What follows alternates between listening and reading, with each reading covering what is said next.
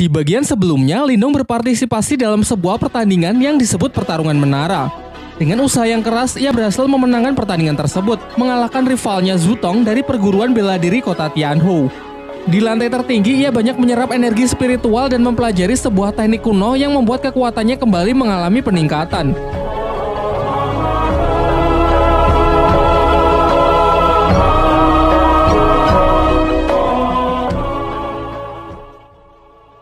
Terhitung sudah lebih dari 24 jam Lindong berada di dalam menara yang membuat Yue semakin cemas. Sementara di lantai tertinggi, Lindong berusaha keras meningkatkan kekuatannya hingga berhasil mencapai tingkat ketiga. Bahkan pancaran energi nampak keluar dari menara tersebut. Setelah dirasa cukup, ia pun mencoba kekuatan barunya yang dalam sekejap bisa menghancurkan prasasti kuno di hadapannya. Akan tetapi saat akan mencoba turun, ketiga segel spiritualnya keluar dan terhisap ke atas tempat tersebut. Lindong pun segera bergegas mengejarnya.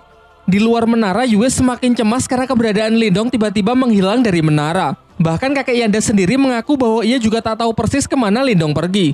Namun berdasarkan legenda, master spiritual Kotayan yang dahulu menciptakan menara ini sengaja membuat ruangan rahasia yang hanya dapat diakses oleh orang terpilih saja.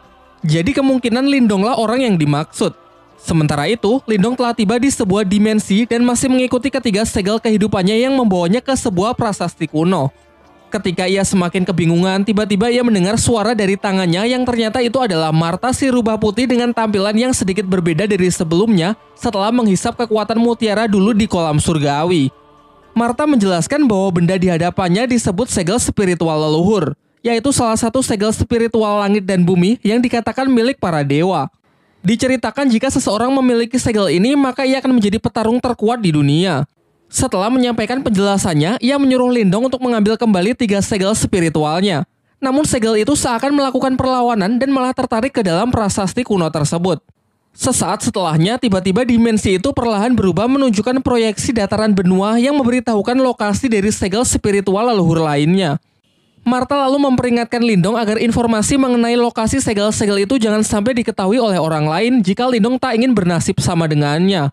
Singkat cerita, Lindong pun keluar dari menara menghampiri Yue dan kakek Yanda yang telah menunggunya. Diperlihatkan sang kakek sangat senang dan bangga karena Lindong telah membantunya memenangkan pertandingan. Bahkan Yue yang biasanya bersikap dingin kali ini juga mengungkapkan rasa terima kasihnya kepada Lindong. Namun tiba-tiba, Qingtan adik Lindong datang dengan wajah yang ketakutan. Ia mengabarkan bahwa rumah mereka sedang diserang oleh sekelompok orang tak dikenal yang tak sanggup diatasi oleh ayah dan kakeknya. Setelah mendengar itu, Lindong pun bergegas kembali untuk membantu keluarganya. Dan benar saja, terlihat sekelompok bandit yang kemarin malam sempat merampok rombongan klan Lin datang ke rumah Lindong dengan diketuai oleh seorang pria berambut putih yang bernama Guiyan. Kekuatan Guiyan yang telah mencapai tingkat lumayan tinggi dengan mudahnya menghajar ayah Lindong sampai babak belur. Karena tak ada pilihan lain, kakek Lindong pun sepakat untuk menyerahkan tambang permatanya dengan syarat Guiyan dan kelompoknya harus segera pergi dari Kotayan. Namun setelah surat kepemilikan tambang diserahkan, Guiyan yang kejam mengingkari janjinya dan hendak mengeksekusi ayah Lindong. Untung saja di detik-detik terakhir sebuah serangan melemparkan pedang Guiyan yang tentu saja dilakukan oleh Lindong yang datang tepat waktu sehingga sang ayah berhasil diselamatkan. Pada awalnya kakek Lindong mengajak Lindong bertarung bersama karena ia tahu level kekuatan dari Guiyan. Namun Lindong meyakinkannya kalau ia sendirian saja sudah cukup. Sekaligus ini akan menjadi kesempatan yang bagus untuk mencoba kekuatan barunya. Ia pun segera memulai serangan menggunakan ketiga diggernya yang ia kendalikan dengan teknik mental namun dapat ditangkis dan dihindari oleh Guiyan. Giliran Guiyan yang mencoba menyerang dengan pedangnya juga bisa ditahan oleh Lindong, memperlihatkan benturan hebat dari energi mental mereka. Ayah dan kakeknya yang menyaksikan pertarungan itu dibuat sangat terkejut dengan peningkatan kekuatan dari Lindong. Berbagai macam teknik pun ditunjukkan. Dengan kekuatannya, Guiyan melepaskan sejumlah energi membuat beberapa replika dari dirinya untuk melakukan serangan beruntun. Satu persatu teknik itu dapat dengan mudah Lindong patahkan. Hingga Guiyan sangat kesal mengeluarkan teknik badai sitokin, menyebarkan serangan secara random yang sebagian bahkan mengenai pihaknya sendiri.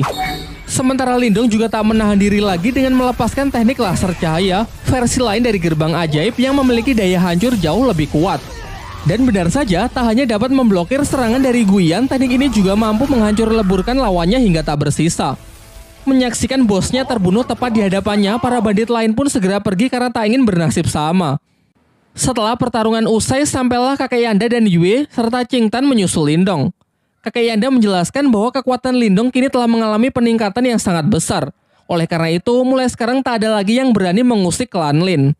Pasca kejadian itu, Lindong dipercaya menjadi guru bela diri untuk melatih dan membimbing para anggota klan Lin lainnya. Bahkan sepupu yang dulu pernah merudungnya kini menunjukkan rasa respek dan hormatnya kepada Lindong.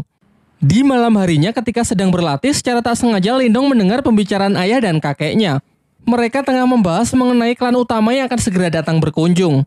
Dari sini pun terungkap kalau klan Lin ternyata dibagi menjadi dua kategori, yaitu klan utama dan klan cabang. Di mana dalam tradisinya klan cabang harus tunduk dan siap melayani klan utama. Tak lama setelah itu, si Oyan datang memberi isyarat kepada Lindong untuk mengikutinya. Sampailah ia di dalam sebuah ruangan, terlihat Ching Tan yang tak sadarkan diri dengan aura dingin yang menjalar ke seluruh tubuhnya. Di tengah kepanikannya, Martha keluar dan menjelaskan bahwa di dalam diri Ching Tan terserap roh iblis yang menolak energi dari Ching Tan sehingga terjadilah benturan sampai energinya keluar tak terkendali. Jika hal ini tidak segera diatasi, kemungkinan terburuk Ching Tan akan mati. Martha kemudian menyarankan Lindong agar segera mencari obat langka yang disebut Yin Es untuk membantu adiknya tersebut mengendalikan auranya. Besoknya Lindong berinisiatif pergi menemui Swanshu mengingat terdapat banyak obat-obatan langka di tempat pelelangannya. Sesampainya di sana, Swanshu menyambut baik Lindong dan memberinya sebuah obat langka yang disebut buah iblis merah sebagai hadiah atas keberhasilan Lindong mencapai kekuatan spiritual tingkat ketiga yang dinilai begitu cepat. Tak lupa Lindong menanyakan mengenai pil Yin Es, namun sangat mengecewakan karena Swanshu mengaku bahwa ia tak mempunyai obat selangka itu. Swanshu kemudian merekomendasikan obat alternatif yang memiliki khasiat sama yang bernama air liur iblis naga Yin. Ia menambahkan bahwa obat itu bisa Lindong temukan di pegunungan Tanyan, sebuah tempat yang disebut makam kuno Ranah Nirwana. Dan baru-baru ini ia mendengar kabar bahwa 4 klan besar yang salah satunya adalah klan utama dari klan Lin juga mengirimkan orang-orangnya untuk memeriksa tempat tersebut. Setelah mengetahui hal itu, Lindong pun segera pergi dan bertekad untuk pergi ke sana. Sesampainya ia di rumah, ia mengecek kembali kondisi Ching Tan yang sudah sedikit membaik. Namun untuk bisa sepenuhnya menyembuhkan penyakit dari adiknya tersebut, ia tetap harus pergi ke makam kuno untuk menemukan obatnya. Martha pun sepakat untuk membantunya dengan syarat jika di sana terdapat sesuatu yang bisa memulihkan jiwa iblisnya, Lindong harus membantu mengambilnya. Di tengah pembicaraan mereka, di luar Lindong mendengar keributan. Ternyata kerusuhan ini datang dari seorang perwakilan klan utama dari klan Lin yang menantang para petarung di klan cabang tersebut, yang menurutnya hanya sekumpulan sampah tidak berguna. Menanggapi hal itu, Lindong pun segera naik ke arena untuk menghancurkan kesombongan dari pemuda yang diketahui bernama Lin Chen.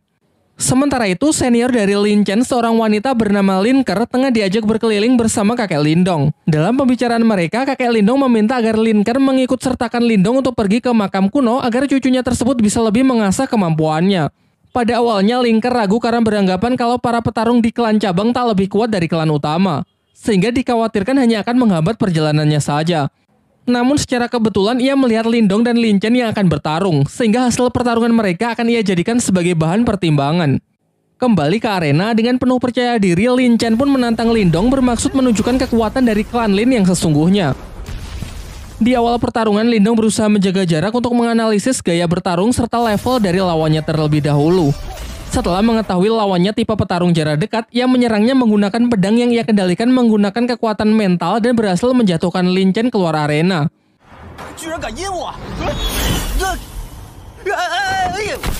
Namun Lin Chen yang masih belum terima memusatkan kekuatannya di kedua tangan lalu melompat dengan serangan cakarnya. Sementara Lindong berusaha bertahan dengan teknik gerbang ajaibnya. Terlihat Lin Chen cukup sukses menghancurkan pertahanan dari Lindong. Sayangnya ini hanya jebakan karena pecahan dari energi mental Lindong menyerang Lin Chen. Pertarungan berakhir dengan teknik Borkeong membuat Lin Chen terpaksa untuk menyerah. Di sisi lain, Lin Ker yang cukup terkesan dengan bakat luar biasa dari klan cabang akhirnya sepakat untuk mengajak Lindong ikut serta dalam ekspedisinya ke makam kuno. Singkat cerita, keesokan harinya Lindong pun berangkat dengan mengajak si Oyan ikut serta dalam rombongan klan utama ke makam kuno. Di tengah perjalanan ia melihat banyak mayat-mayat yang berserakan ulah dari para bandit. Lin Ker juga menjelaskan kalau sekarang mereka telah memasuki pegunungan Tianyan, sehingga ia menyuruh semuanya agar tetap waspada karena mulai dari sini perjalanan pasti akan menjadi semakin berbahaya. Di malam harinya mereka memutuskan untuk berkemah di tengah hutan. Diperlihatkan Lindong yang masih terjaga karena ingin terus waspada, berbeda dengan Lin Chen yang sudah tertidur pulas. Lin Ke lalu menghampiri Lindong dan menjelaskan bahwa di luar makam kuno terdapat sebuah segel yang sangat kuat yang hanya bisa dibuka dengan menggabungkan setidaknya 4 kekuatan spiritual tingkat ketiga.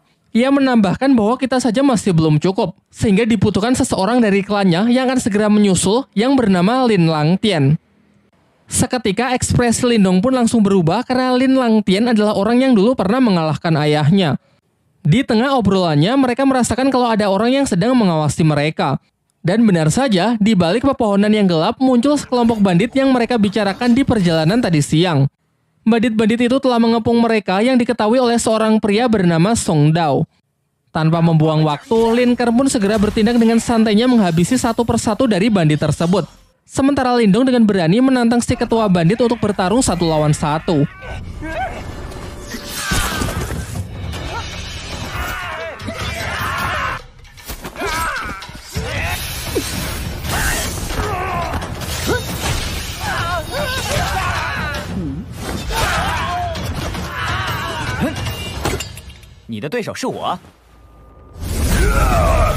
Song Dao pun melancarkan serangan dengan teknik yang ia sebut tinju harimau penghancur.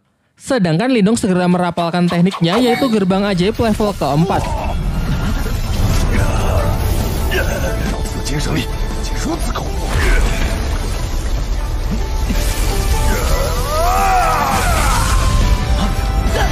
Pertarungan singkat itu akhirnya dapat Lindong menangkan. Lin Chen yang baru bangun sangat panik saat tahu kalau mereka baru saja diserang. Mendengar ceritanya dari Lin Ke, ia tak percaya kalau Lindong lah yang telah mengalahkan ketua dari para bandit itu sendirian, mengingat statusnya yang hanya dari klan cabang. Namun Lin Ke mengatakan bahwa kekuatan seseorang tidak bisa dinilai dari tingkatan klannya saja. Di pertarungan sebelumnya, Lindong sudah menunjukkan belas kasihannya karena kalau tidak Lin Chen pasti sudah almarhum. Keesokan harinya mereka telah sampai di depan makam kuno. Namun mereka tak bisa langsung masuk karena di luar masih ada segel yang sangat kuat.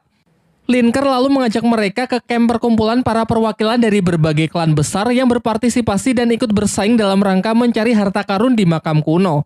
Seperti yang sudah dijelaskan sebelumnya, diperlukan 4 kekuatan spiritual tingkat tinggi untuk bisa membuka segel di jalur masuk makam kuno. Untuk itulah dibutuhkan pemimpin dari setiap perwakilan klan yang salah satunya adalah Lin Langtian.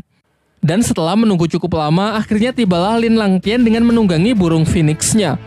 Tak lama setelah itu nampak kilatan petir yang ternyata adalah perwakilan dari klan Wang yang bernama Wang Yan. Dilanjutkan dengan hadirnya perwakilan dari klan Qin yang bernama Qin Shi. Terakhir datang seorang gadis bunga teratai bernama Qing Su yang menjadi satu-satunya perwakilan yang datang sendirian. Lindong yang merasakan aura hebat dari keempat orang di hadapannya benar-benar terkesan dan merasa kalau dirinya masih belum ada apa-apanya. Setelah semuanya berkumpul, mereka berempat pun secara bergantian menyerang segel penghalang makam kuno tersebut dan berhasil menghancurkannya.